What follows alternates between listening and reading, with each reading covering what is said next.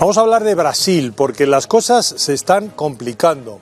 En las últimas horas han aparecido algunas auditorías privadas que, en base a los datos oficiales, señalan la existencia o la posible existencia de irregularidades que habrían beneficiado, en todos los casos, a Lula da Silva. Así nos lo confirmaba nuestro analista político Diego Hernández.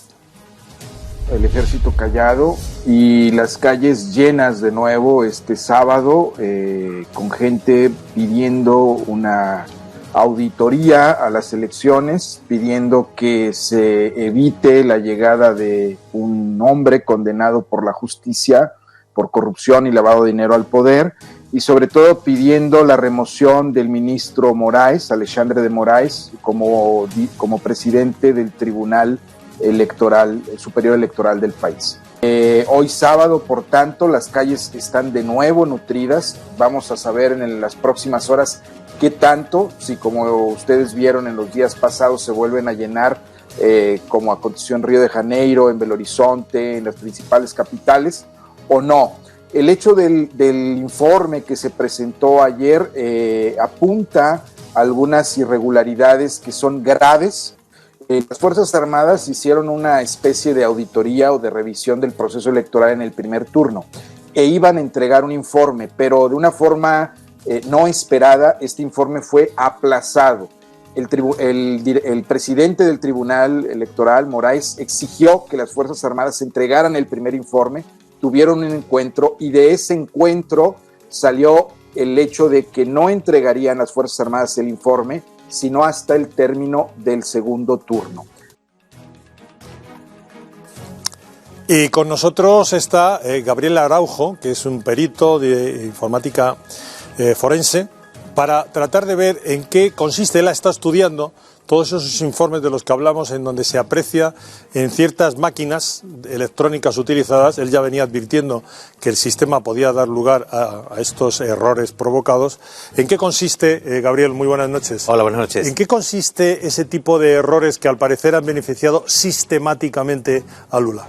Bueno, específicamente, como vemos en el gráfico, hay un desvío porcentual bastante marcado en favor de Lula da Silva en aquellas urnas electrónicas no auditadas y anteriores a 2020. Recordemos, cuando Bolsonaro llegó al poder, lo primero que hizo fue auditar todas esas urnas que se pusieron en funcionamiento en el año 2020, pero se dejaron de auditar aquellas urnas de las cuales veníamos nosotros advirtiendo que tenía problemas en cuanto Gabriel, a su seguridad. Vamos a explicar. Auditada significa revisadas de alguna forma que eran inviolables. Efectivamente. Y las que no estaban auditadas eran aquellas que no se han revisado y que por lo tanto podían ser susceptibles de hackeo, ¿no? Exactamente, además lo habíamos dicho aquí nosotros, en el año 2018 ya varios profesionales habían logrado penetrar en estas urnas y efectivamente el desvío es significativo. Vamos a explicar el gráfico. Sí, Gabriel. En el sentido de que la gráfica es la cantidad de votos escrutados con respecto a la cantidad de votos que recibió el candidato Lula da Silva. Vemos en la curva verde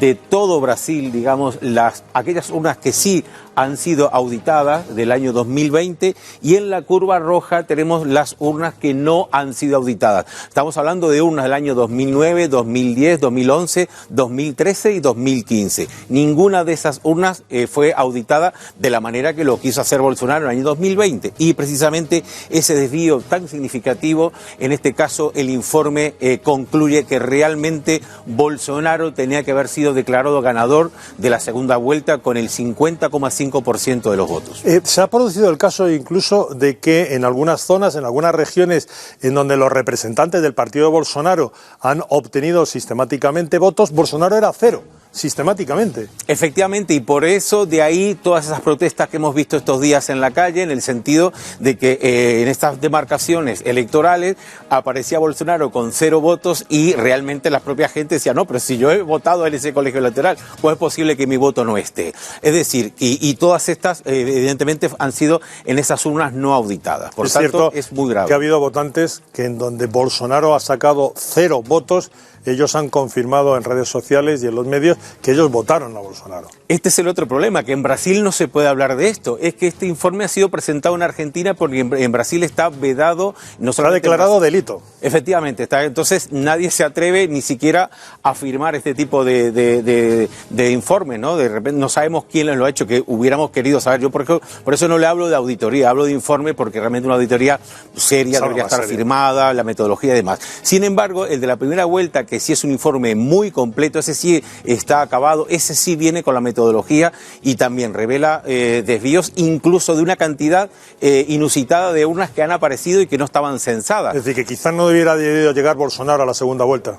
Bueno, lo que tiene que ver es que realmente las conclusiones de ese informe de la primera vuelta, que sí son concluyentes, con este segundo preinforme, porque todavía no está acabado, ha ocurrido hace 6 días nada más, ¿no? Luego se ha hecho todo esto con los datos oficiales aprobados por el propio Tribunal Superior Electoral. Es decir, que estamos hablando de sencillamente datos oficiales en los cuales ahí viene el número de serie de cada una de las urnas, el año, incluso hasta el de los propios pendrive, el número de serie y todo, es decir, que se ha utilizado para este informe datos oficiales.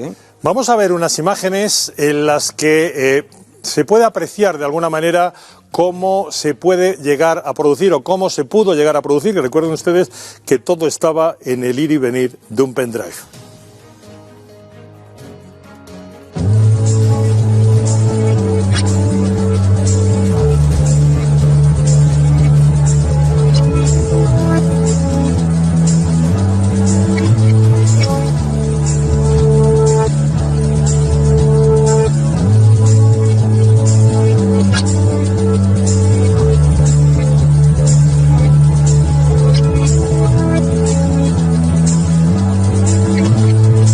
Rápidamente y terminamos, es decir, explícanos, porque parece bastante fácil que en el ir y venir del pendrive del que coge la máquina al que la lleva al sobre, en fin, podía haber ocurrido cualquier cosa. Este es el gran problema, que no está garantizada la cadena de custodia. Lo venimos diciendo desde hace mucho y lamentablemente todos nuestros temores se ven confirmados con este vídeo en el cual se ve el comisario, digamos, uno de los comisarios, embolsa ese pendrive y en vez de llevarlo a la que se supone es la presidenta de la mesa que está a sus labores, no atiende el destino de ese pendrive. Luego hay un cambio con otra persona que también presumiblemente es un comisario.